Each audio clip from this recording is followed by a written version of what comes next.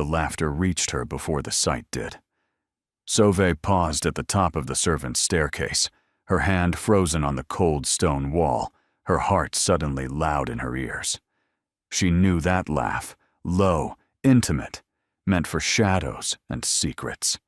She had heard it once, years ago, when Aldrich had still pretended to court her.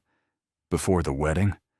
Before the silence settled between them like a third presence in every room. She should turn back. She should return to her chambers, where the fire had gone cold, and her lady's maid had long since been dismissed for the evening. She should pretend she had heard nothing, seen nothing, felt nothing. That was what a proper duchess did. That was what she had done for 3 years now.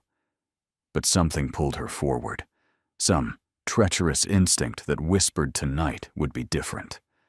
Tonight, she would finally see with clarity what she had spent years refusing to acknowledge. The corridor stretched before her, dimly lit by guttering candles that cast jumping shadows on the silk-papered walls of Stormwick Hall. Music drifted up from the ballroom 2 floors below, where 300 guests celebrated the Duke of Ashford's birthday with champagne and false laughter. Sauvé had excused herself an hour ago, pleading a headache that no one cared enough to question. The sound came from the blue drawing room, her drawing room, the one she had redecorated herself, choosing the damask curtains and the French settee and the portrait of her mother that hung above the fireplace. She pushed the door open without knocking. The scene arranged itself before her like a painting of betrayal.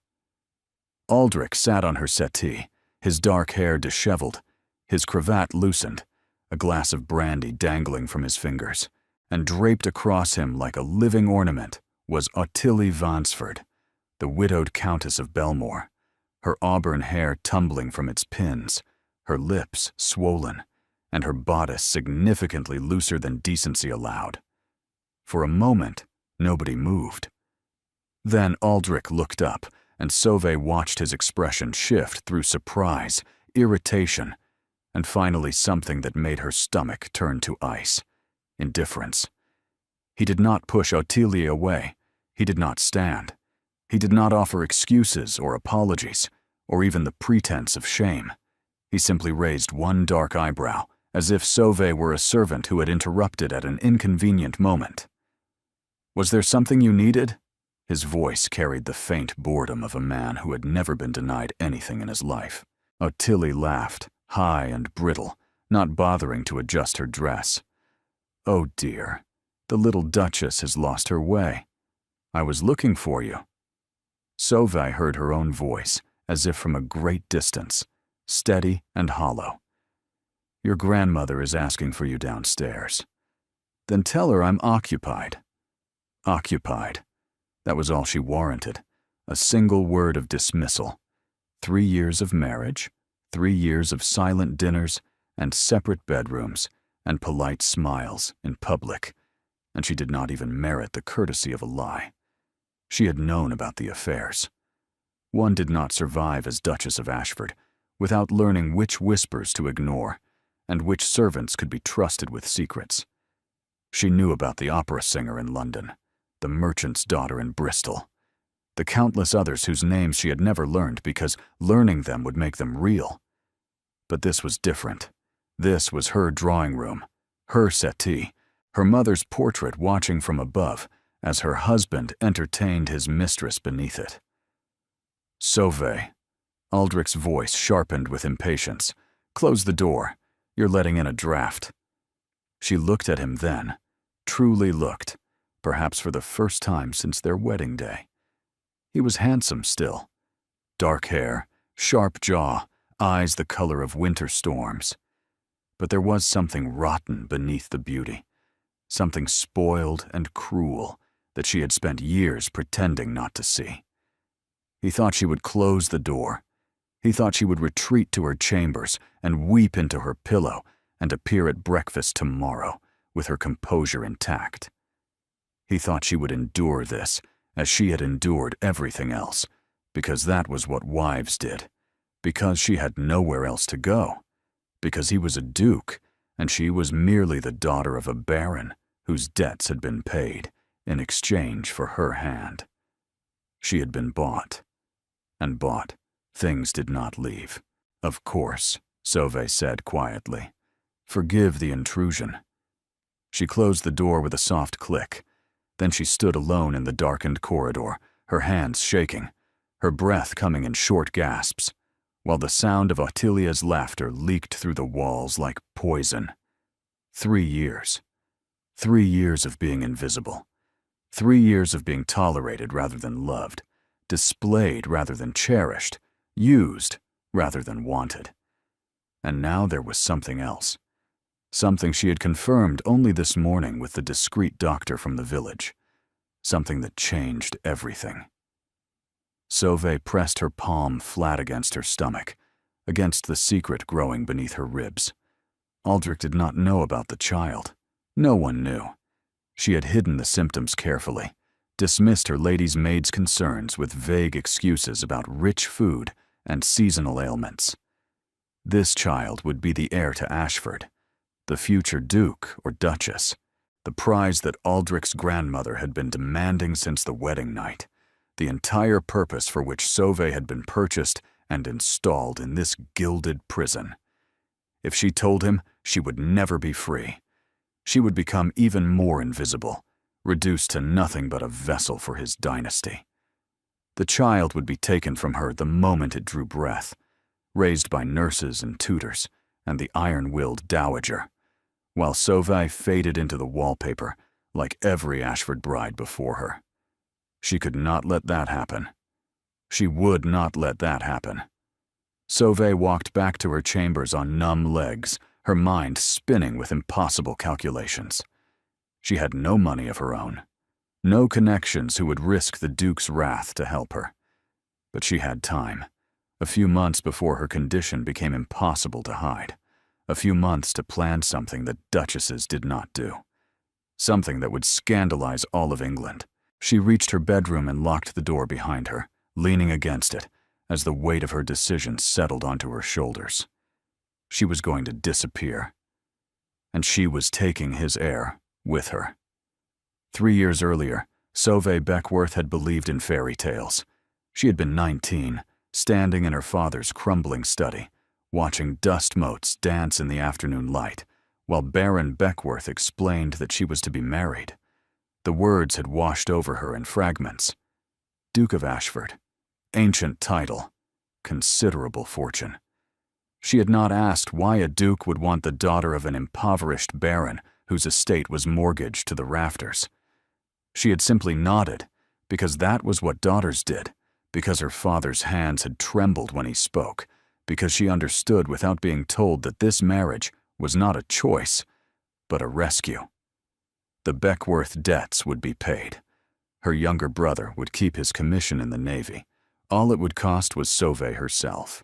The marriage contract had been negotiated in a single afternoon. Her father had not asked if she was willing. Her opinion had not mattered. She was the eldest daughter of a failing house, and her beauty was the only currency they had left to trade. She had looked at Aldrich Vane during their single meeting before the wedding and seen a handsome face, an elegant manner. She had imagined that courtesy could grow into affection, that she could make herself indispensable through devotion and patience. She had been a fool. The first sign had come on their wedding night, when Aldrich had visited her chamber with the businesslike efficiency of a man completing a transaction. He had not spoken. He had not looked at her face. He had done what was necessary and left before she could gather the words to say anything at all. She had told herself it would be different once they were married, that the cold formality of their courtship would thaw into something warmer, that Aldrich's distant manner was simply shyness, or the reserve of a man who had been raised to hide his feelings. She had been so desperately naive. Months passed, and Aldrich remained a stranger who shared her surname but nothing else. He spent weeks in London while she managed his country estate alone. When they occupied the same room, he looked through her as if she were furniture he had long since stopped noticing.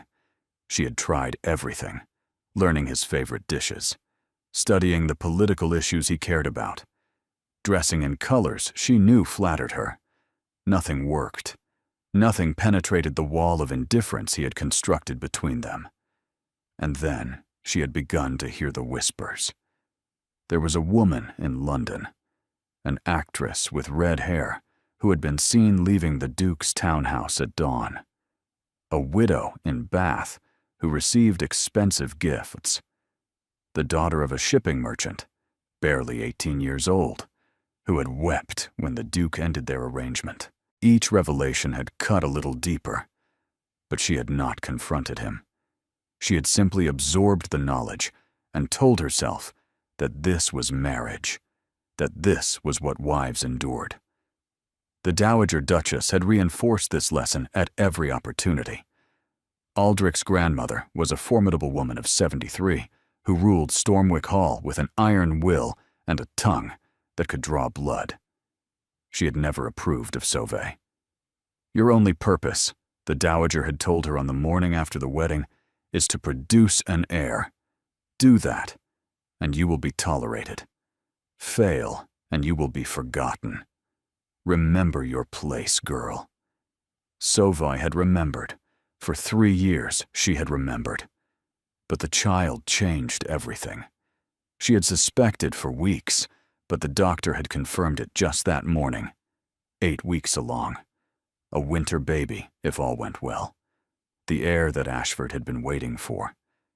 If she told Aldrich, he would be pleased only because an heir meant his duty was discharged. Then he would return to his mistresses while the Dowager took control of the nursery. She had accepted this fate for herself, but she would not accept it for her child. That evening, at the ball she had organized to celebrate her husband's birthday, Sauvé circulated through the crowd with her practiced smile firmly in place, while behind her eyes she catalogued everything she would need to escape.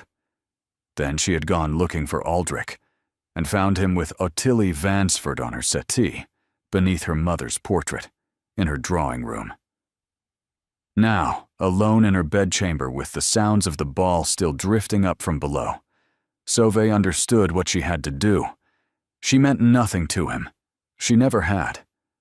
But this child would mean something. This child would know love and warmth and laughter.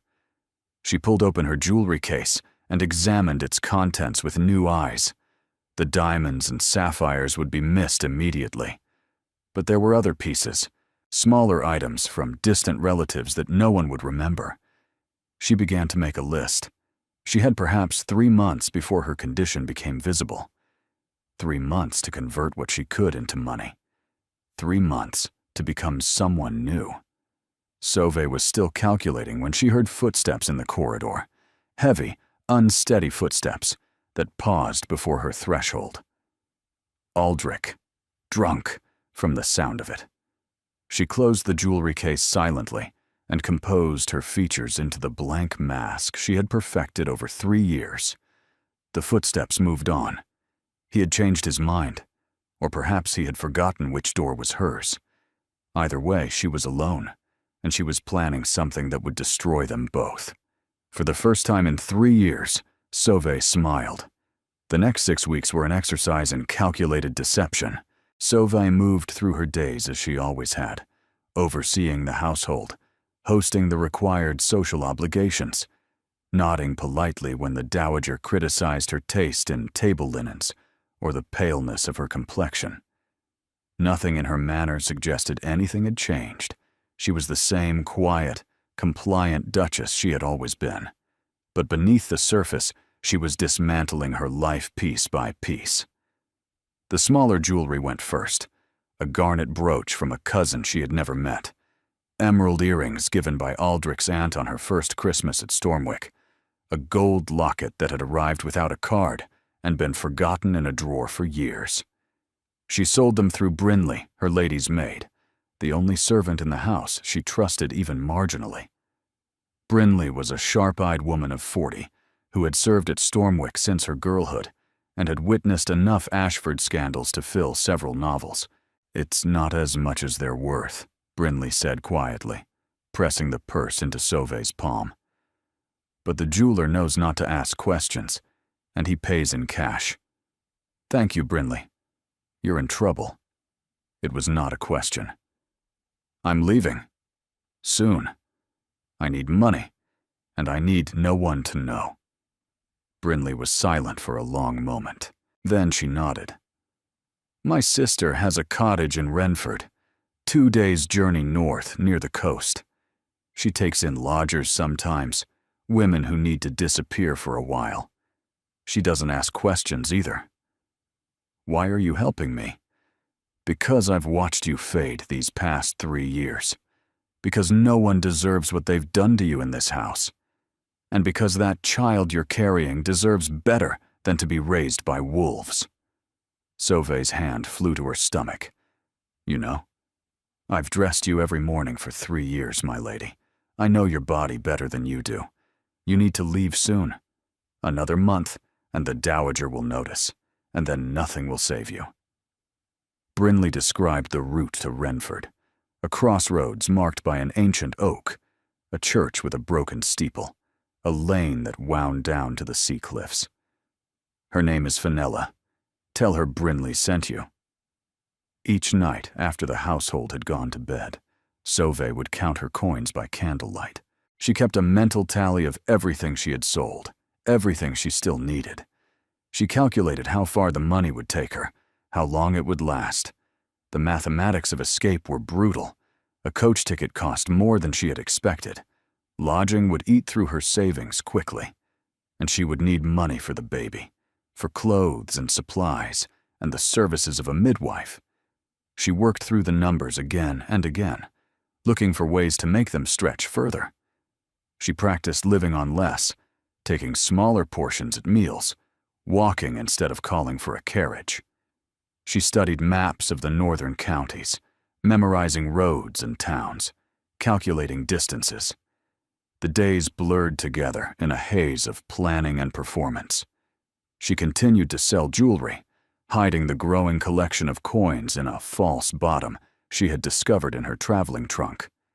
She packed clothing that would not be missed, sturdy practical garments that a widow of modest means might wear. At night, she lay awake imagining everything that could go wrong. The coach that might be stopped by highwaymen, the innkeeper who might recognize her face from some portrait, the investigator who might follow her trail and drag her back before she ever reached safety. But beneath the fear, there was something else. Something that felt almost like hope. She was doing something. After 3 years of passivity, of accepting her fate, she was taking action. She was refusing to be a victim any longer. The confrontation came 3 days before she planned to leave. Sauve was in the morning room, reviewing menus with the cook, when Aldrich appeared in the doorway. He was dressed for riding, boots gleaming, crop tapping against his thigh. I need you in London next week. The Hartwell dinner. Grandmother insists we present a united front. I'm afraid that won't be possible. Aldrich's eyebrow rose. It was the first time she had refused him anything. I beg your pardon? I've been unwell. The doctor has recommended rest and country air. You look perfectly healthy to me. Appearances can be deceiving, my lord. I'm sure you of all people understand that. The barb landed. She saw it in the slight tightening around his eyes. His hand closed around her wrist, pulling her to her feet. You forget yourself. You are my wife. You go where I tell you to go. I am your wife in name only. You made that clear from our wedding night. You have never wanted me for anything but the dowry my father could not afford, and the heir your grandmother demands. So do not pretend that my presence matters to you, my lord. We both know it doesn't. Something flickered in his expression. You've changed. Something has changed. Nothing has changed. I've simply stopped performing for an audience that isn't watching. He released her wrist. Very well. Stay here and rest. But when I return, we will discuss this new attitude of yours at length. And Sauve, whatever game you think you're playing, remember who holds the cards. You have nothing. No family who will take you in. No fortune to support yourself. No reputation that would survive leaving me. You are Duchess of Ashford, because I allow it. Never forget that." He left without waiting for a response. That night, Sauvé made her final preparations. The trunk was packed. The coins were counted and recounted. The route to Renford was memorized. She left a note on her pillow, weighted down with her wedding ring. "You should have looked closer." At midnight, she crept through the servants' corridors and out through the kitchen entrance, her trunk carried by Brinley, who had insisted on seeing her safely to the road. "Live well," Brinley whispered fiercely. "Raise that child far from this cursed place. That's thanks enough." They embraced briefly. Then Sauvé turned and walked into the darkness. What she did not see was the figure watching from the upper window of the east wing. The Dowager Duchess stood very still, her hand pressed to the glass, her eyes tracking the two shapes moving down the lane until they disappeared into the night. She did not call out. She did not raise an alarm. She simply watched and smiled. The journey to Renford took 3 days, and each mile stripped away another layer of the woman Sauvé had been. She traveled by mail coach for the first leg, wedged between a sleeping merchant and a mother with 2 restless children. The seats were hard, the air thick with the smell of unwashed bodies and damp wool. Every stop brought the terror of being recognized, of someone looking too closely at the pale woman in the modest traveling dress who kept her face turned toward the window. But no one looked. No one gave her a second glance. They saw what she wanted them to see. A widow, perhaps, traveling to stay with relatives. A governess on her way to a new position. For the first time in 3 years, her invisibility was a gift. The coach stopped at posting inns, where she ate meals she barely tasted, and slept in narrow beds that smelled of other travelers. She paid in small coins, counting each one carefully, watching her reserves dwindle with each passing mile. The second day, she transferred to a smaller coach, heading north along the coast road. The passengers here were rougher, working people with calloused hands who spoke in accents she had to strain to understand. They shared food with each other, passing around loaves of bread and wedges of cheese, and someone offered her a portion without asking anything in return. She almost wept at the kindness. It was so different from the cold politeness of the drawing rooms she had left behind, where every courtesy came with calculation attached. By the 3rd day, she was traveling alone in a farmer's cart, having paid the last of her smaller coins for passage. The farmer was an elderly man named Corwin, who asked no questions, and seemed content to let the silence stretch between them. The landscape had changed. The gentle rolling hills of Ashford had given way to wind-swept moors and rocky outcroppings, and finally, the distant glitter of the sea. The air tasted different here, sharp with salt and something wild. Freedom, perhaps, or fear. They felt remarkably similar. "Renford's just over that ridge," Corwin said finally. "Fishing village mostly. Keeps to itself." "That suits me perfectly." He gave her a long look. "Running from something, are you?" "Running toward something." She touched her stomach briefly. "A new life." Corwin let her down at the edge of the village, refusing the coins she offered. "Keep your money, lass. You'll need it more than I do." Renford was smaller than she had imagined.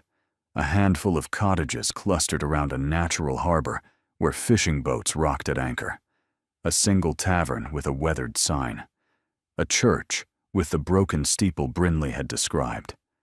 She found the cliff path easily enough, a narrow track that wound along the headland, past wind-bent trees. The sea crashed against the cliffs below. Gulls wheeled overhead, their cries sharp in the salt air. The cottage appeared around a bend in the path, and Sauvé stopped to stare. It was small and weathered, built from local stone with a thatched roof that had seen better days. A vegetable garden struggled in the thin soil beside it. Laundry flapped on a line. It was nothing like Stormwick Hall, nothing like anything she had ever known. It was perfect. She knocked before her courage could fail her. The door swung open, and Sauvé found herself face to face with Fenella Marsh. The woman was perhaps 50, with iron-gray hair pulled back in a severe bun and eyes the color of storm clouds. Her face was weathered and unsmiling, her posture rigid with suspicion. "You're not from around here." It was not a question. "No, Brinley sent me. Your sister. She said you might have room for a lodger." "Brinley hasn't written in 6 months. How do I know she sent you?" "She gave me this, and she said to tell you that the oak by the crossroads still stands." Fenella took the paper, studied it, and then studied Sauvé again. "You're in trouble. Running from a husband, by the look of you. Those hands have never worked a day in their life. And you're with child, though you're trying to hide it. How did you? I've seen enough women pass through here to know the signs." Fenella stepped back from the doorway. "Come in then. But understand this. Whatever trouble follows you, I won't have it landing on my doorstep. If someone comes looking, you were never here. Agreed?" "Agreed." The cottage interior was sparse but clean. A fire burned in the hearth, casting dancing shadows across whitewashed walls. Sauvé sat by the fire, and for the first time in 3 days, allowed herself to breathe. She had made it. She was here, at the edge of the world. But even as relief washed through her, she noticed Fenella watching her with an expression that was not quite welcoming. "You can stay. But first, you're going to tell me exactly who you're running from. And don't lie. I'll know if you do." Sauvé looked into those storm-gray eyes and understood that her test was just beginning. The fire popped and hissed in the silence as Sauvé weighed her options. She could lie. She could invent a simpler story, an abusive merchant husband, a family that had cast her out. Fenella might believe it. But something in the older woman's steady gaze told her that lies would not survive long in this cottage. Fenella had spent years helping women disappear. She knew the shape of desperation. "My husband is the Duke of Ashford," Sauvé said quietly. "I left him 3 days ago. No one knows where I've gone." Fenella's expression did not change, but her hand stilled on the mending she had picked up. "A duchess. In name only. I was purchased to produce an heir. When I failed to conceive quickly enough, my husband lost what little interest he had. For 3 years, I've been invisible in my own home, while he paraded his mistresses before me, and his grandmother reminded me daily of my inadequacy. And now you're with child." "Yes, 14 weeks along, perhaps 15 now." Sauvé touched her stomach. "If I had stayed, the child would have been taken from me. Raised by nurses and tutors, taught to be cold and cruel like every Ashford before it. I would have been reduced to nothing." Fenella set down her mending. "So you ran." "I ran? With what? What resources do you have?" Sauvé withdrew the purse of coins, far lighter now after 3 days of travel. "This, and some jewelry I haven't sold yet. It's not much, but I can work. I can learn. I'm not afraid of hard labor." Fenella actually laughed at that, a short, harsh sound. "You've never scrubbed a floor in your life, girl. Look at those hands." "Then they'll toughen.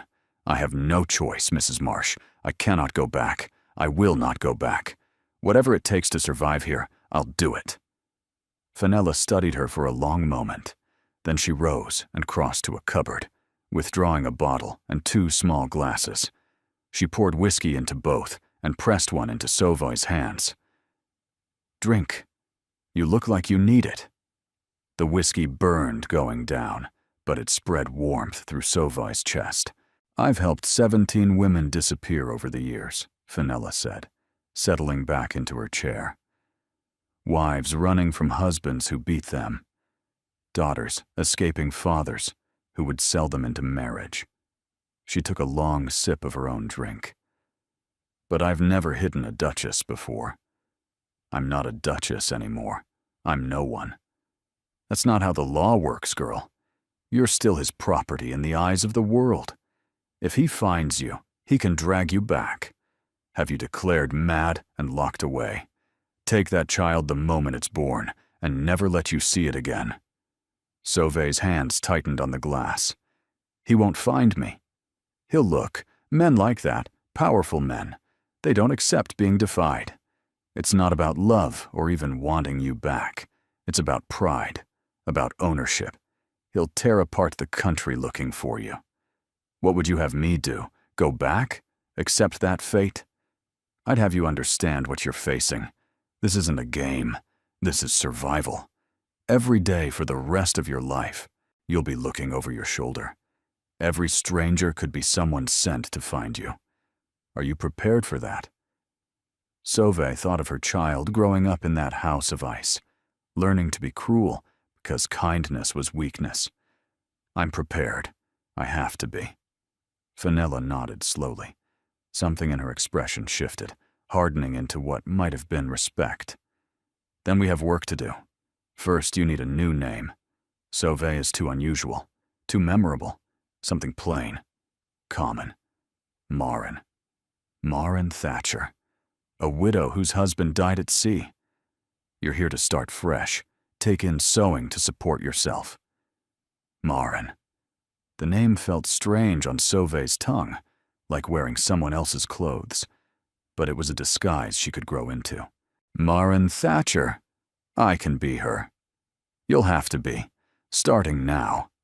Fenella rose, moving to the window to peer out at the darkening sky. The villagers don't ask questions, but they notice everything. Tomorrow, I'll introduce you around. We'll establish your story. After that, you keep your head down, you work hard, and you pray that no one comes looking. Sauve stood, joining her at the window. The sea was turning dark as the sun sank toward the horizon. Why are you helping me? You don't know me. You have no reason to take this risk. Fenella was quiet for a moment. When she spoke, her voice was rougher than before. I had a daughter once, 19 years old, married off to a man 3 times her age because his money would save our family's farm. He beat her, broke her arm twice, her ribs once. She came to me begging for help, and I told her to endure.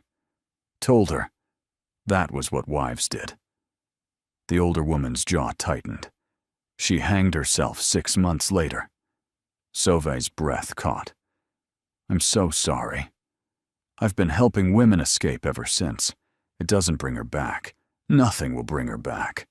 But every woman who walks away from a man who would destroy her, every child born free of that legacy, that matters. Fenella turned to face her.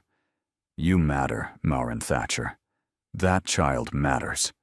Don't make me regret helping you. I won't. They stood together in the gathering darkness, 2 women bound by secrets and survival. And somewhere, hundreds of miles to the south, a duke was about to discover that his invisible wife had vanished. 2 months passed. Sauve, who was learning to think of herself as Marin, discovered that transformation was not a single dramatic moment, but a slow accumulation of small changes. Her hands roughened from scrubbing and mending and helping Fenella with the endless work of survival. Her pale complexion weathered to something healthier under the coastal winds. The fine muscles she had never used began to strengthen as she hauled water and chopped vegetables. Her body changed in other ways, too. The swell of her stomach became impossible to hide, and she stopped trying. In Renford, a pregnant widow was unremarkable.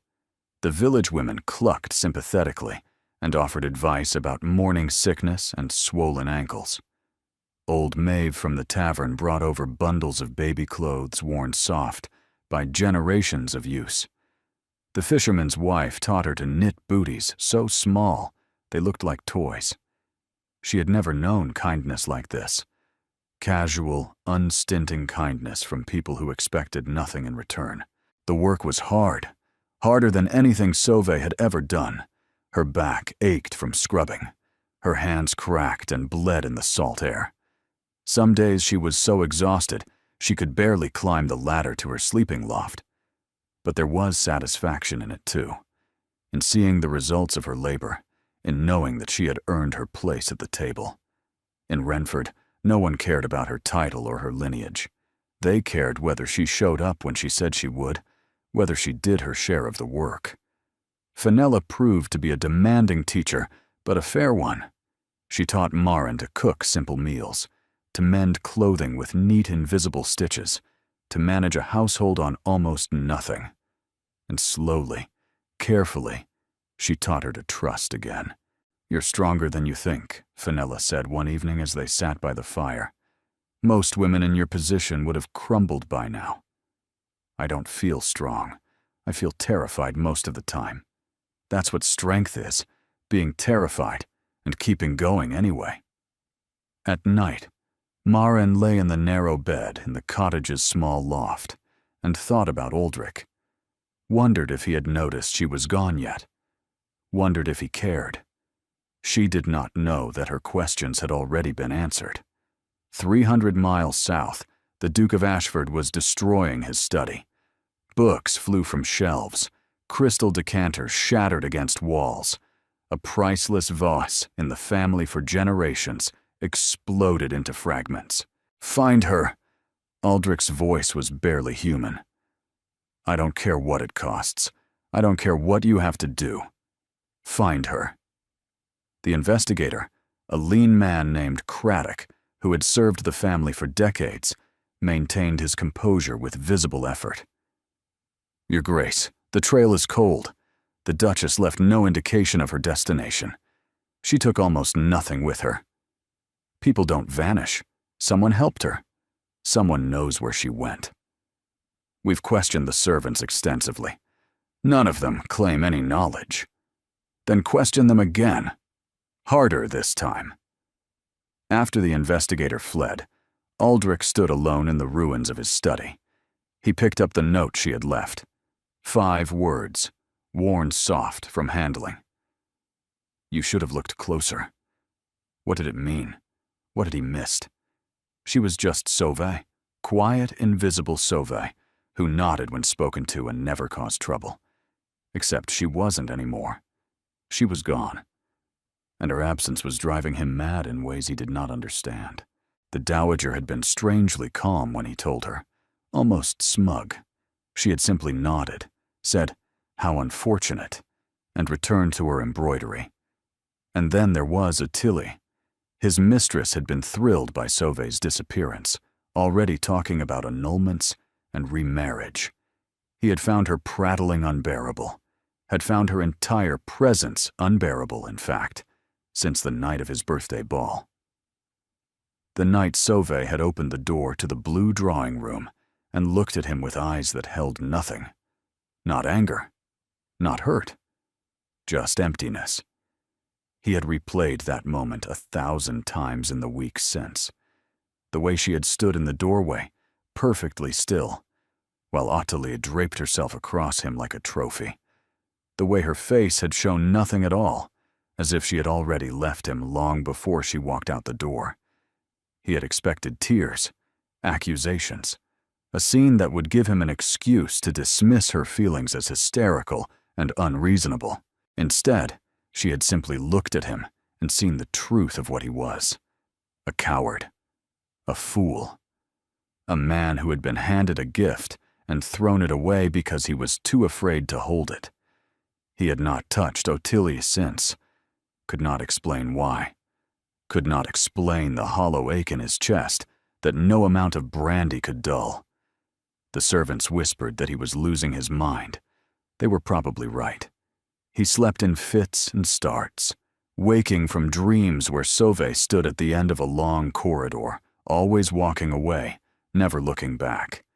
He stopped eating regular meals. He snapped at anyone who approached him, and then felt sick with guilt. This was not grief, he told himself. He did not love her. He had never loved her. But if that was true, why did her absence feel like someone had carved out his heart with a dull blade? A knock at the door interrupted his spiraling thoughts. "Your Grace, a message from Craddock. His men have found a lead. A jeweler in the village who purchased several pieces from a woman matching the Duchess's description." Aldrich straightened. "When?" "2 months ago, before she disappeared. She was selling jewelry, Your Grace. Preparing." She had planned this. Not an impulsive flight, but a calculated escape, executed right under his nose, while he was too busy with his mistresses to notice. "Where did the money go?" "We're investigating." "Then make him tell the truth." Aldrich moved toward the door.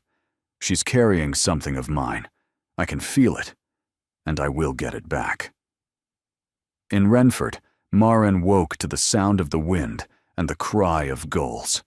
She lay in bed for a moment, her hand resting on her stomach, where the baby had begun to move, small flutters against her palm. 6 months along now. In 3 more months, she would hold her child in her arms. Fenella was already awake, stirring porridge over the fire.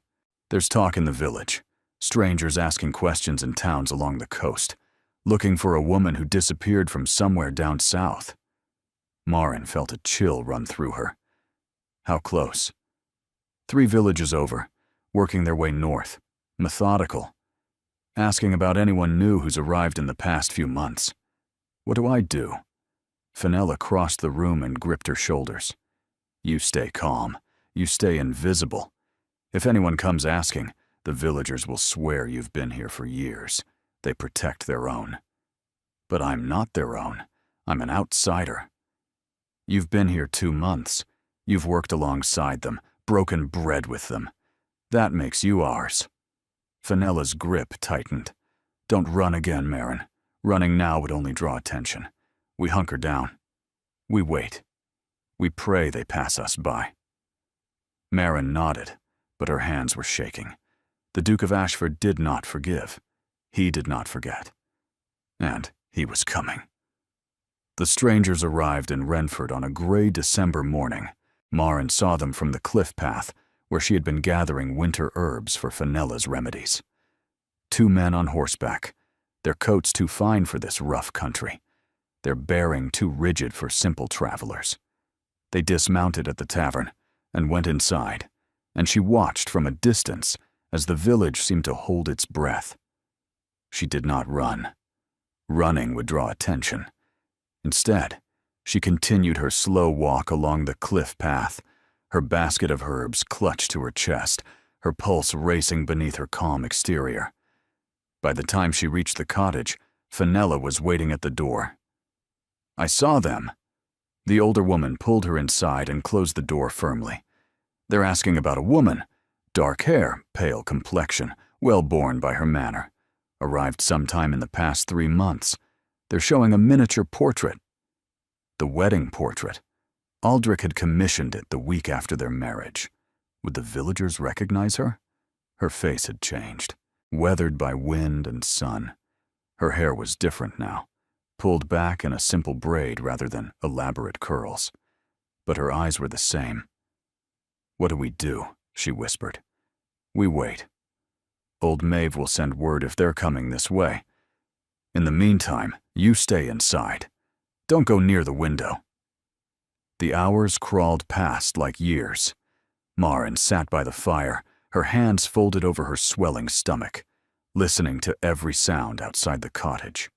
The wind, the gulls, the distant crash of waves.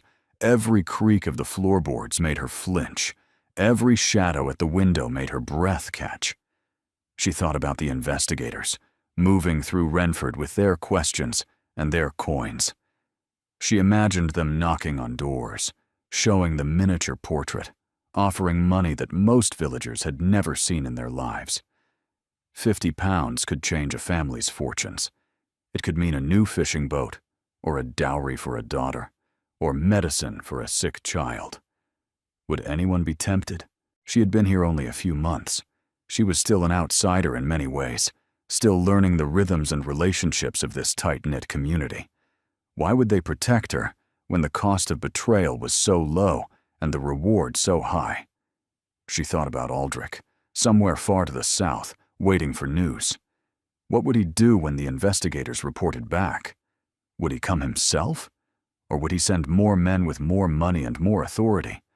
Would he try to take her by force, arriving in the night with armed guards and legal documents? Or would he attempt some quieter maneuver, having her declared incompetent, claiming she had lost her mind and needed to be placed under his guardianship? The law was on his side. A wife belonged to her husband in the eyes of the world.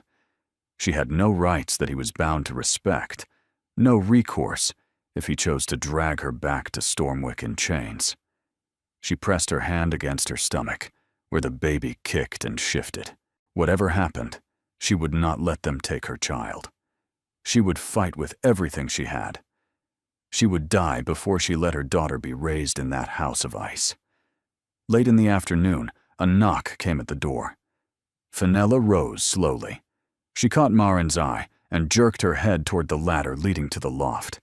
Marin climbed as quietly as she could, pressing herself into the shadows, hardly daring to breathe.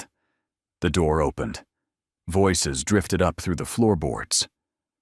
"Good afternoon, madam. We're looking for a woman who may have passed through this area. Perhaps you've seen her." The voice was cultured, cold, and professional. Not Aldrich, one of his investigators. "A lot of women pass through here. Fishing village. People come and go. This woman is distinctive, well-born by her manner and speech.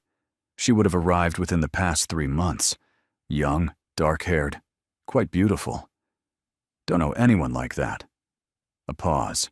Marin pressed her hand over her mouth to stifle her ragged breathing. "Are you certain? We're prepared to pay handsomely for information. The Duke of Ashford is most anxious to locate his wife." His wife? The words hung in the air like a threat. "Duke's wife, you say?" Fenella's voice carried a note of rough amusement. "You think a duchess would hide herself in a place like Renford? We've got nothing here but fish and wind and hard work. A fine lady wouldn't last a week." The Duke believes she may have sought out remote locations precisely because they would not be searched. "Then your Duke doesn't know much about remote locations. We'd notice someone like that. She'd stand out like a peacock in a henhouse." Another pause, longer this time. Marin heard footsteps moving through the small space below. "You live alone?" "I do.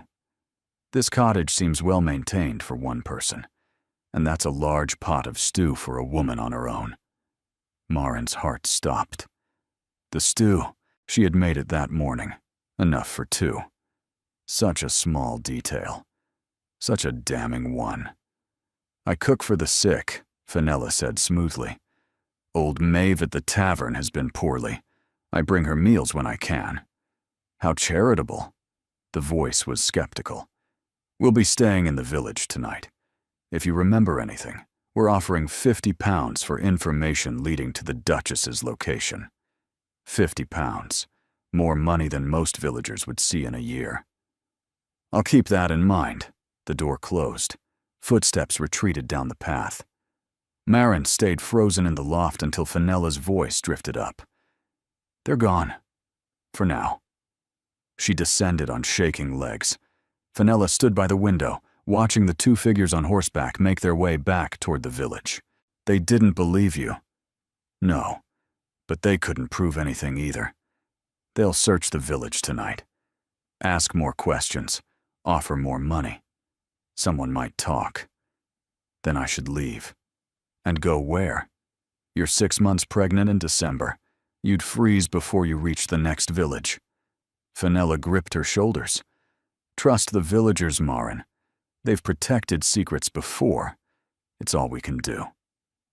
That night, Marin lay awake, listening to every sound. The wind howling off the sea, the rattle of the shutters, the distant bark of a dog.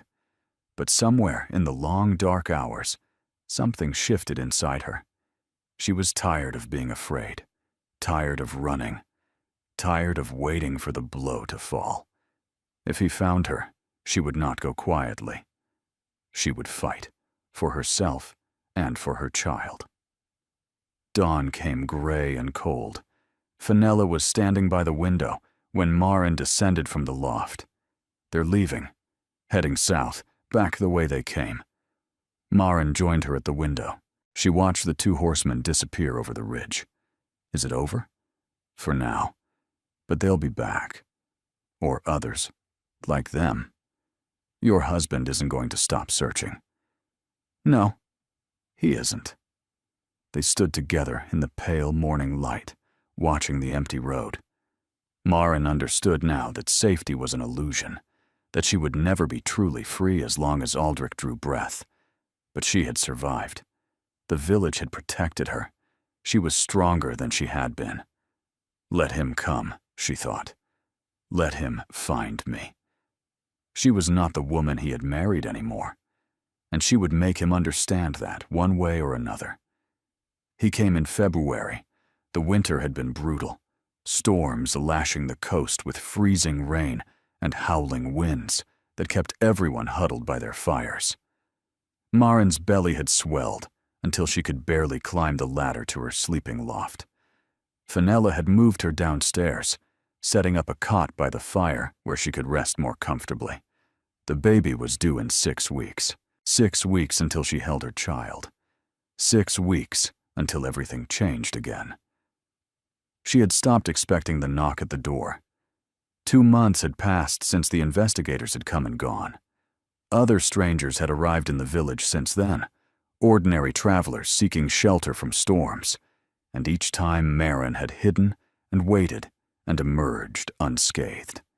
She had begun to believe she might actually be safe. The knock came just after sunset on a Tuesday evening. Fenella was in the village, delivering supplies to Maeve. Maren was alone, stirring a pot of soup on the fire, her back aching. She did not answer at first. The knock came again, more insistent. "Fenella Marsh," a voice from outside, deep and commanding. "I know she's here. Open the door." Maren's blood went cold. She knew that voice, had heard it across dinner tables and in darkened corridors, had heard it dismiss her, ignore her, reduce her to nothing with a single careless word. Aldrich. Her hand found the kitchen knife on the counter. She gripped it, though she knew it would be useless against him. But she would not go quietly. The door burst open. He stood in the threshold, rain dripping from his dark hair, his fine coat soaked and muddied from travel. He looked nothing like the polished duke she had left behind. His face was gaunt, his eyes wild, his jaw shadowed with days of stubble. He looked like a man who had been destroyed. For a moment, neither of them moved. He stared at her rough dress and weathered face and swollen belly. Emotions flashed across his features. Shock, confusion, something that might have been anguish. "You're pregnant," his voice cracked on the word. "Yes. You were pregnant when you left." "Yes." The cottage felt smaller with him in it. His presence filled the space in a way that made it hard to breathe. Even collapsed against the doorframe, even broken and exhausted, he radiated power. But there was something else now, something she had never seen in him before. Vulnerability. He stepped into the cottage, and she raised the knife. He stopped, staring at the blade in her hand, as if he could not comprehend what he was seeing. "You would threaten me with that?" "I would do whatever it takes to protect my child. Our child, Sauvé. You ran away carrying my heir. You disappeared without a word, let me believe you might be dead, and all this time you've been hiding here. I did what I had to do." "What you had to do?" His voice rose. "You are my wife, the Duchess of Ashford. You have obligations, duties, responsibilities that you abandoned." "I had no obligations." Maren's voice was steady despite her pounding heart. "I was nothing to you, less than nothing. A broodmare purchased to produce an heir, then discarded the moment you realized I wasn't entertaining enough to hold your attention. That's not— Don't lie to me. She cut him off, her voice sharp. Not now. Not after everything. I spent 3 years watching you parade your mistresses through our home. 3 years of being invisible, being ignored, being reminded at every turn that I was tolerated, not wanted. You never saw me. Aldrich, you never wanted to see me. He flinched. Actually flinched, as if her words had struck him physically. I didn't know, he said quietly. You didn't want to know. There's a difference. The silence between them was absolute. Rain drummed against the roof. The fire hissed softly in the hearth. Aldrich moved to one of the chairs by the fire, collapsing into it as if his legs had given out. He buried his face in his hands, and Maren watched with something between satisfaction and bewilderment. This was not the confrontation she had imagined. She had expected rage, demands, physical force. She had not prepared for this. 3 months, he said through his fingers. I've been searching for 3 months. I've barely slept. Barely eaten. Every village, every town, every rumor. I've followed them all. He looked up, and his eyes were red-rimmed. I thought you might be dead. I thought I might find your body in some ditch, frozen and alone. You would have been free. You could have married Ottilie, started fresh. Why would you care if I was dead? Because it would have been my fault. The words hung in the air like a confession. I read your note 1,000 times. You should have looked closer. I couldn't understand what it meant. And then I started remembering the dinner parties where you sat in silence while Ottilio laughed, the mornings when you avoided my eyes, the way you stopped speaking to me entirely, and I never noticed because I wasn't paying attention. You weren't paying attention because I didn't matter. You mattered. His voice broke. I was just too much of a coward to admit it. Maren stared at him, the knife still clutched in her hand. You're lying. I'm not. He met her eyes. I cared more than I wanted to, and that terrified me. So I pushed you away. Drowned it out with women who made me feel nothing. That doesn't excuse anything. No, it doesn't. He stood. I'm not here to drag you back, Sauve. I came because I had to see you, had to know you were alive, had to say the things I should have said years ago. And what things are those? He took a shaking breath. That I'm sorry, that I was wrong, that you deserved so much better than what I gave you, that I love you, that I have loved you since the day we married, and I was too afraid to let myself know it. The knife clattered to the floor. The door opened behind her. Fenella stood in the threshold, taking in the scene with sharp eyes. The Duke collapsed by the fire, the Duchess with tears streaming down her face, the knife on the floor between them. Well, she said flatly, this is unexpected. 3 days passed. Aldrich did not leave. He took a room at the tavern, though the villagers treated him with barely concealed hostility. He came to the cottage each morning, sat in the chair by the fire, and waited. He did not demand anything, did not argue or threaten or try to assert his authority. He simply waited, as if he understood that he had lost the right to ask for more. Maren did not know what to do with this version of her husband. She had prepared for battle. She had steeled herself against manipulation and lies and threats. She had not prepared for a man who looked at her with haunted eyes and said nothing, asking for nothing, simply present in a way he had never been during their marriage. The days fell into a strange routine. Aldrich would arrive at the cottage in the morning, help with whatever tasks needed doing, and leave again at sunset. He chopped wood. He mended fences. He carried water from the well. He never complained. Never mentioned that his hands were blistering, that his muscles ached, that this work was beneath his station. He simply showed up, day after day, and did what needed to be done. Fenella watched the situation with narrowed eyes. "He's still a duke," she said on the second evening, after Aldrich had returned to the tavern. "Whatever pretty words he's spinning, he still has power over you. The law is on his side. I know. If he changes his mind, decides to drag you back by force, there's nothing we could do to stop him. I know. But you're not afraid of him anymore." Maren considered the question. The terror that had consumed her for months had faded into something more complicated. Wariness, certainly. Uncertainty. But not the blind animal fear. He's different. The man in that cottage is not the man I married. Something broke in him while he was searching for me. Men can pretend. Yes. But I don't think he's pretending. I think he's actually seeing me for the first time, and he doesn't like what he sees in himself. On the third day, Aldrich arrived at the cottage with a different demeanor. Resolved, he asked to speak with her privately, and Fenella, after a long, suspicious look, retreated to the village. They sat across from each other by the fire, the space between them charged with unspoken history. "I've been thinking," Aldrich said quietly, "about what you said, about the life you lived at Stormwick Hall. I made myself remember the things I tried not to see." "And what did you remember?" "The dinner parties, where my grandmother criticized your dress while I said nothing. The times Atili touched my arm in front of you, and I pretended not to notice.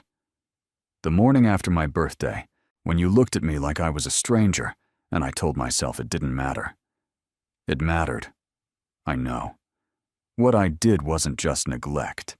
It was cruelty. Systematic cruelty that I dressed up as indifference so I could pretend I wasn't responsible."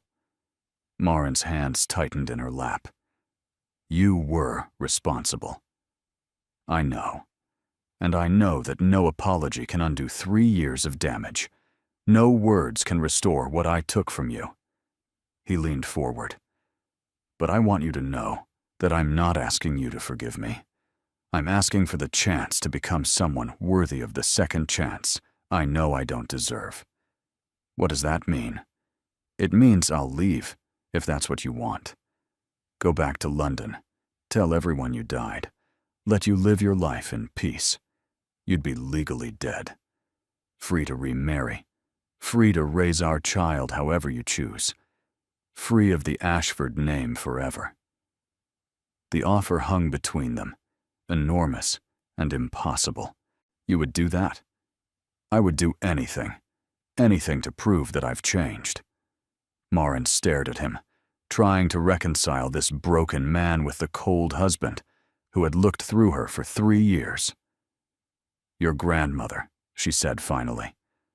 "She knew I was leaving. I saw her watching from the window as I walked away. She never raised the alarm." Aldrich's expression flickered with surprise, then understanding. "She wanted you gone. She wanted the child. She knew I would never let the child be raised at Stormwick. So she let me run, hoping I would disappear forever. Then you could remarry, produce another heir." "That sounds exactly like her." Bitterness edged his voice. "If we go back, if we ever go back, she cannot be part of our daughter's life. Not as a grandmother, not as an influence, not at all." "Agreed. And the title, the estates, the inheritance. Our daughter will inherit everything. There will be no pressure for a male heir. The Ashford line has never passed through a daughter. Then it will now. Or it will end with you." He did not hesitate. "Then it will pass through her. I'll have the lawyers make it ironclad. No one will be able to take what's hers. One more thing. When we return to London, you will stand before society and acknowledge what you did. The affairs, the cruelty, all of it. You will make clear that I left because you drove me away." Aldrich paled. "That's a high price." "It's the truth.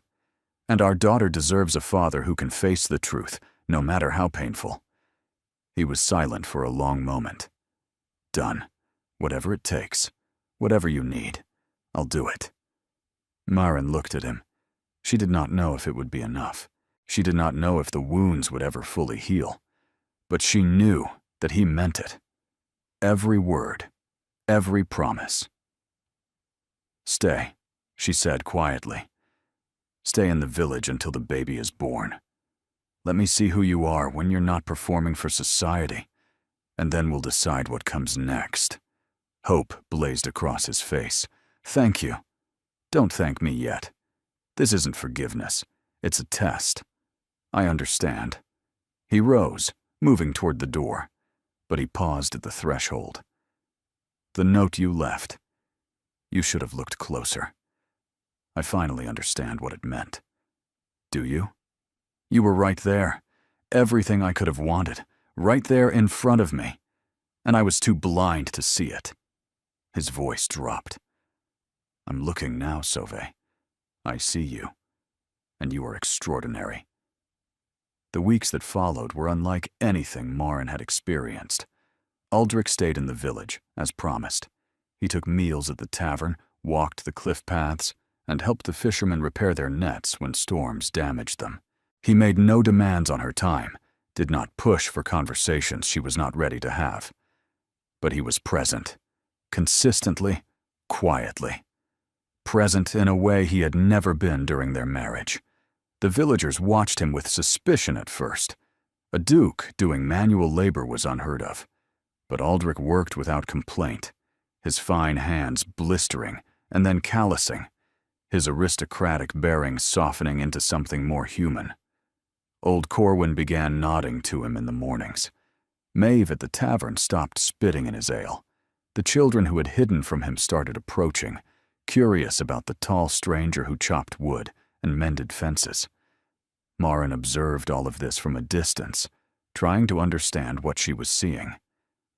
"He's not what I expected," Fenella admitted one evening. "I've seen plenty of lords and their like. They come to the coast for sport sometimes, shoot birds and trample crops and leave without a backward glance. He's different. He's trying to prove something. Maybe. Or maybe he actually is different." Fenella shrugged. "People can change. Not often. But it happens." As her due date approached, Maren found herself seeking out Aldrich's company more often. They walked the cliff paths together, her hand in his arm for balance. They talked about books they had both read, about poetry, about philosophy. They walked in silence for a while one afternoon. The only sounds the crash of waves below and the cry of gulls overhead. The cliff path was familiar now, worn smooth by Maren's daily walks. "Tell me about your father," she said suddenly. "You've never talked about him." Aldrich was quiet for a long moment. When he spoke, his voice was rough. "He loved my mother more than anything in the world, more than his title, more than his legacy, more than me." He paused. When she died, something in him died too. He stopped eating, stopped sleeping, stopped caring about anything. He wasted away over the course of a year, and then he was gone. "I'm sorry. I was 12 years old enough to understand what had happened, young enough to blame him for leaving me." Aldrich's jaw tightened. "My grandmother took over after that. She raised me to believe that love was weakness, that caring about anyone made you vulnerable, that the only safe course was to feel nothing at all. And you believed her. I believed her because the alternative was too painful. If I admitted that I was capable of love, I would have to face the fact that my father had chosen to die rather than stay with me." His voice cracked. "It was easier to pretend I didn't care about anyone. Easier to keep everyone at a distance. Including me. Especially you." He stopped walking, turning to face her. "You terrified me from the moment we met.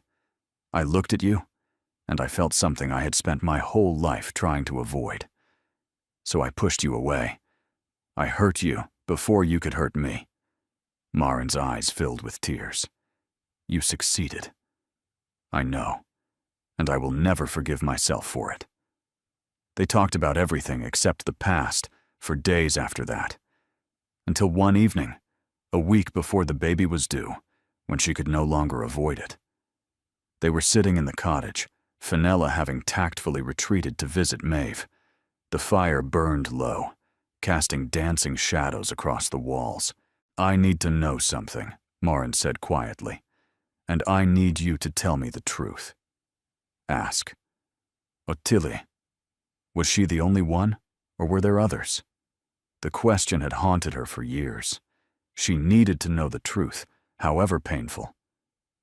Aldrich was silent for a long moment. Then he spoke. "There were others. 6, over 3 years." He met her eyes. "I won't insult you by claiming they meant nothing. At the time, I told myself they were distractions, meaningless encounters that helped me avoid thinking about my own emptiness. But that doesn't excuse it. Nothing excuses it. Why wasn't I enough? You were more than enough. That was the problem." He ran a hand through his hair. "Every time I looked at you, I felt something terrifying. So I drowned it out with women who made me feel nothing. That doesn't make sense. None of it made sense. I was broken long before I met you. Broken by watching my father wither away after losing my mother. Broken by a grandmother who taught me that love was weakness." He stood, pacing the small room.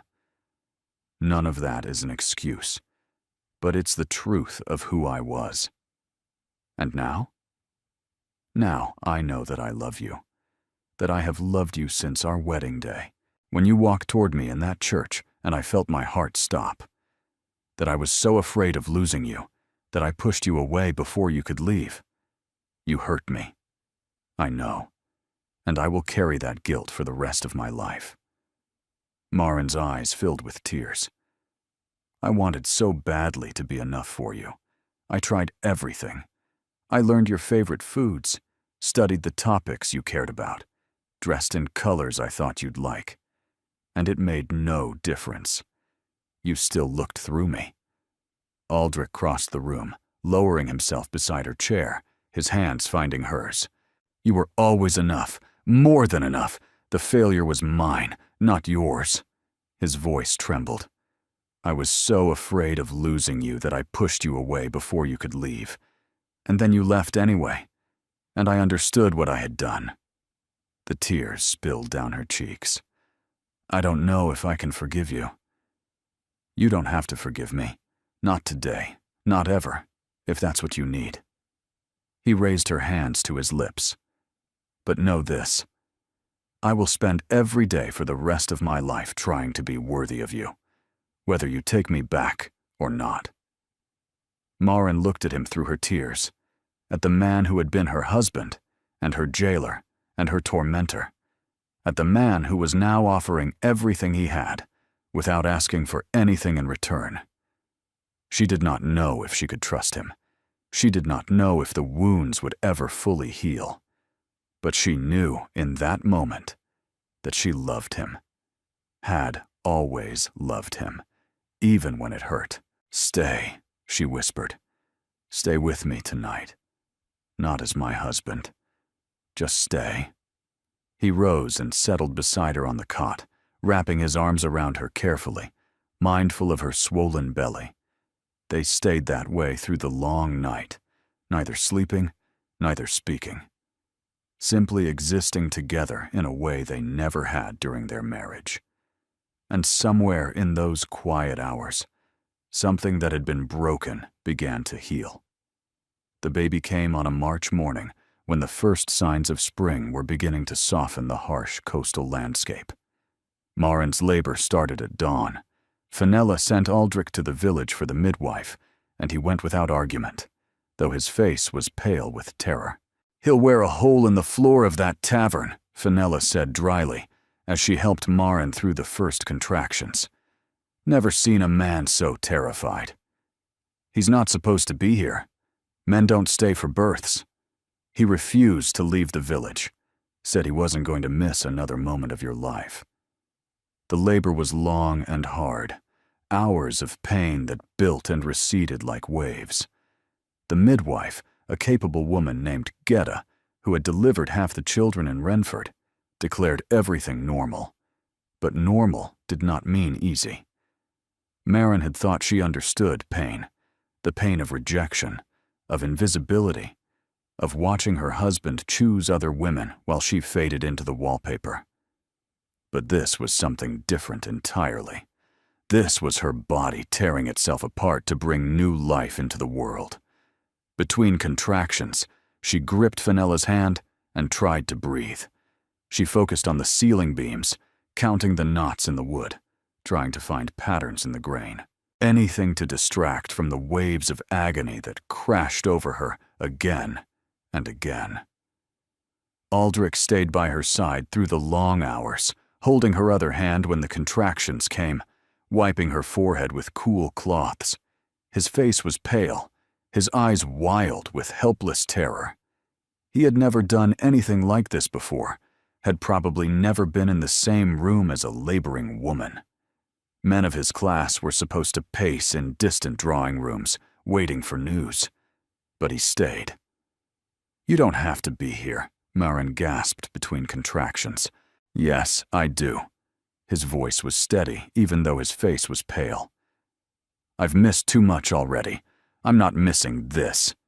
"It's not—" Another contraction seized her, and she cried out, gripping his hand so hard she felt the bones shift. "It's not proper." "I don't care about proper. I care about you." He pressed his lips to her forehead.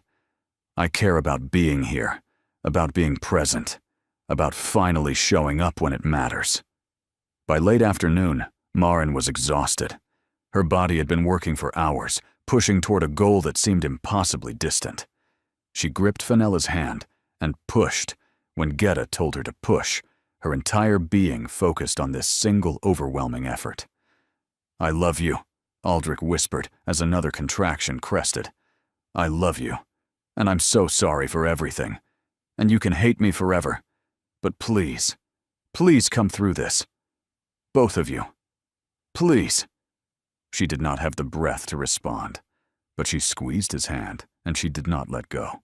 And then, as the sun began to set over the sea, her daughter was born. The cry that filled the cottage was the most beautiful sound Maren had ever heard.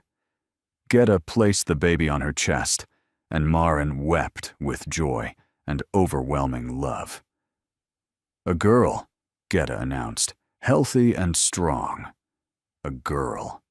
Not the heir Aldrich needed. Not the son the Ashford legacy demanded." Maren looked at her daughter's face, at the tiny features already so perfect, and felt a protective love unlike anything she had ever experienced. This child would be loved. This child would be free. The door opened, and Aldrich appeared in the threshold. He had clearly been pacing for hours.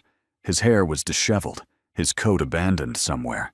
He looked wild and desperate and terrified. Then he saw the baby. His face transformed. The fear melted away, replaced by something raw and overwhelming. He crossed the room slowly, as if approaching something sacred, and lowered himself beside Maren's cot. "A daughter," she said softly. "A daughter." His voice was scarcely audible. He reached out one trembling finger to touch the baby's tiny hand, and the infant's fingers curled around it instinctively. Tears streamed down his face. "She's perfect," he said. "She's absolutely perfect. Your grandmother will be disappointed. My grandmother can go to hell." The words came out soft, but resolute. "This is our daughter, our family. Nothing and no one will ever hurt her. I swear it on my life." He looked at Maren, and she saw in his eyes everything she had been waiting for. Not the cold duke who had looked through her for 3 years. Just a man. A father. Someone who had finally learned what mattered. "Tell me what I need to do. Tell me how to make this right." "Your grandmother cannot be part of our daughter's life. Not at all." "Agreed. She'll be banished from Stormwick before we return." "Our daughter inherits everything. The title passes through her. I'll have the lawyers draft the papers tomorrow. No one will be able to take what's hers. And when we return to London, you will acknowledge your failures publicly." He did not hesitate. "Done.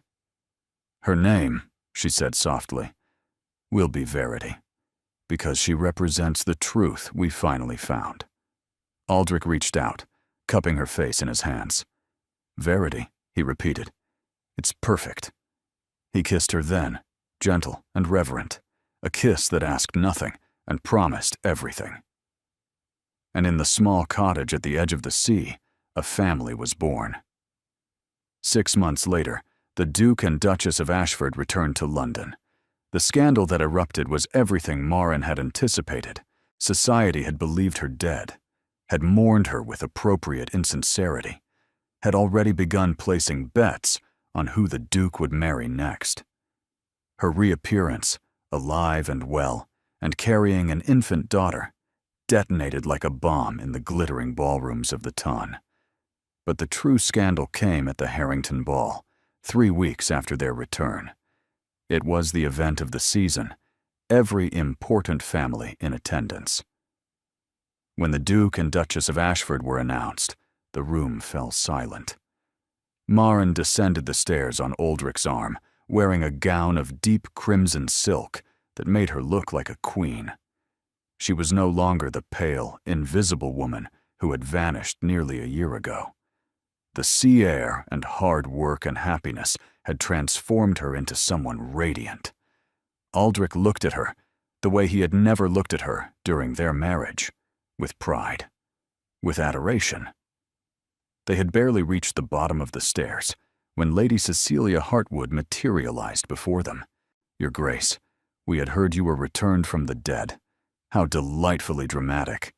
Do tell us where you've been all these months." The question was a trap. Whatever answer Marin gave would be dissected and spread across every drawing room in London. But before she could respond, Aldrich spoke.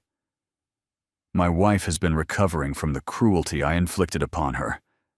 The ballroom went absolutely silent. "I beg your pardon?" Lady Cecilia's smile froze. "You heard me." Aldrich's voice carried across the room, clear and unflinching. "For 3 years of our marriage, I was a faithless, neglectful, cruel husband. I took mistresses and paraded them before my wife. I allowed my grandmother to treat her with contempt. I made her feel invisible in her own home." Gasps rippled through the crowd. This was unprecedented. Dukes did not confess their sins in public. 7 months ago, my wife left me, not because she was weak or unstable. She left because I gave her no other choice, because I had made her life unbearable, and she had the courage to escape. Marin watched the faces around them. Shock, disbelief, and from some of the women, something like recognition. "She returned," Aldrich continued, "not because I deserved her forgiveness, but because she chose to give me a chance to become better. And I intend to spend the rest of my life earning that chance." He looked at Marin. "My wife is the strongest person I have ever known.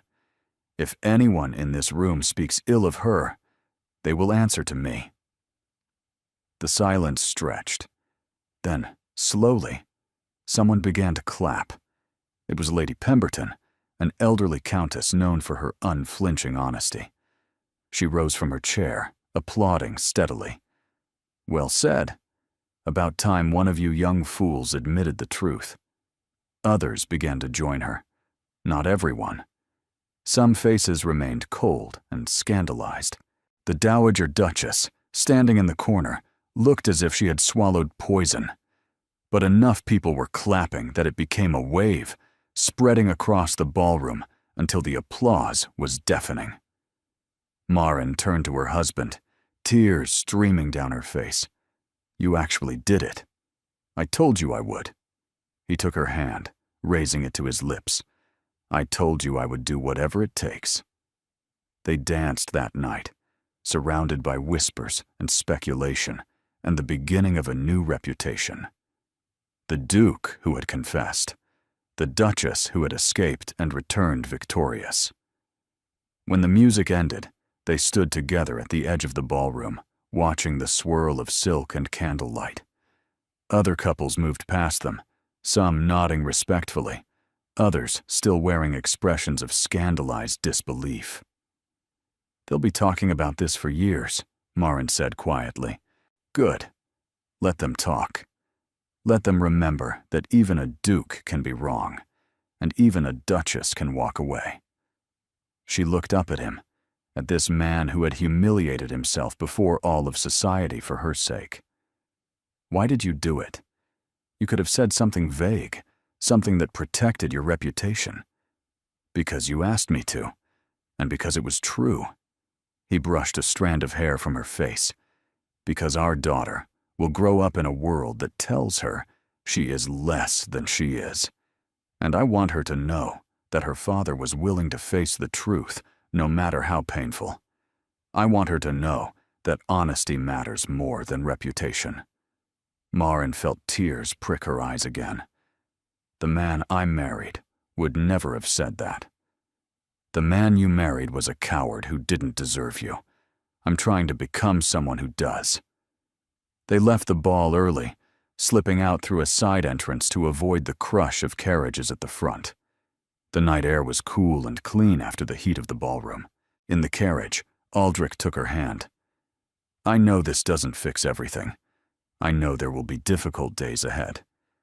But I want you to know that I meant every word I said in there. I will spend the rest of my life trying to be worthy of the chance you've given me." Marin squeezed his hand. "I know, and I want you to know that I'm not sorry I came back. Whatever happens next, I'm not sorry." The carriage rolled through the London streets, carrying them toward a future that neither of them could have imagined a year ago. A future built not on fairy tales, but on something harder and more real. On truth and effort, and the daily choice to love even when it was difficult.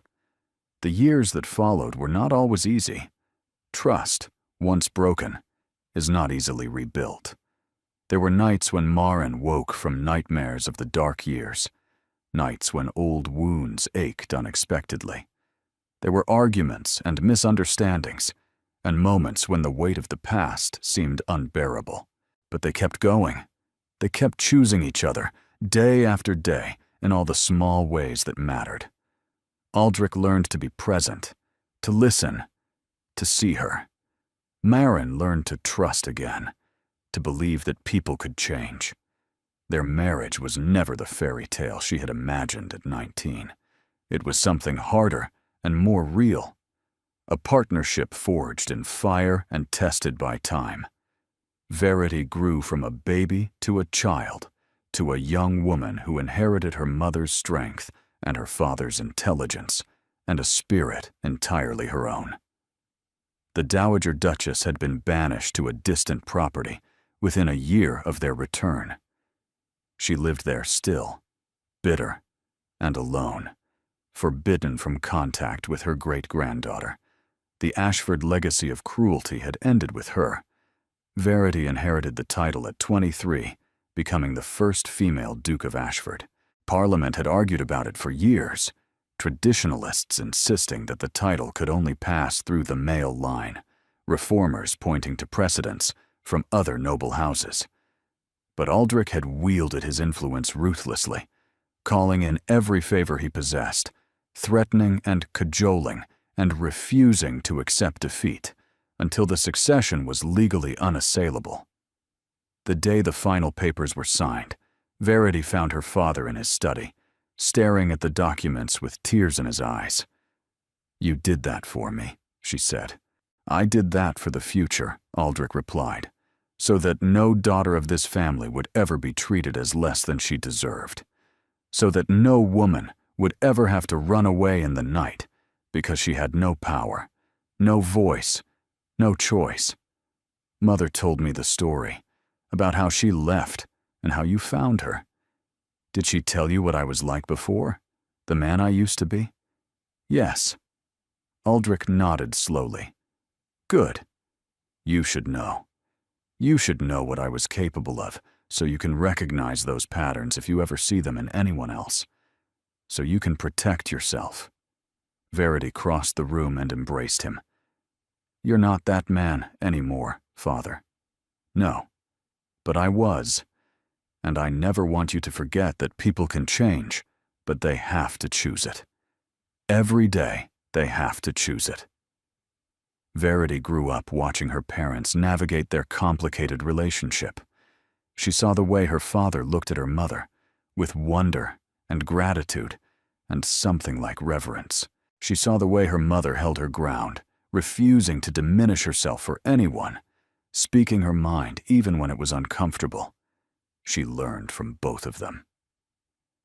You could have given up on him, Verity said once, when she was old enough to understand their history. After everything he did. Why didn't you? Marin considered the question carefully. Because I saw who he could be. Because he was willing to do the work. Because somewhere, under all that armor, there was someone worth loving. She paused.